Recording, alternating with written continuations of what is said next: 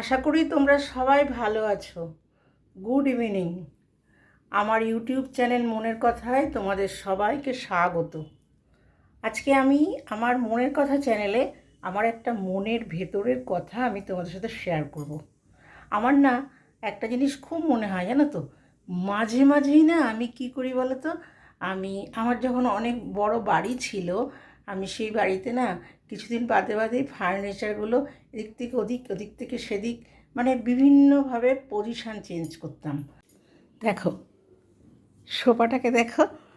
আগে না ওই ছোটো ওই যে চেয়ারগুলো, সোফার যে চেয়ার, ওগুলো ছিল ওই দিকটাতে। জানি না কতটা বোঝাতে পারবো। এখন এই বড় সোফাটাকে এনেছি, সোফার সেটটাকে নিয়ে এসেছি এই পাশে। আর বেড কাভার, ওই সোফার কভারগুলো চেঞ্জ করে দিয়েছি সব, আজকে বার করে চেঞ্জ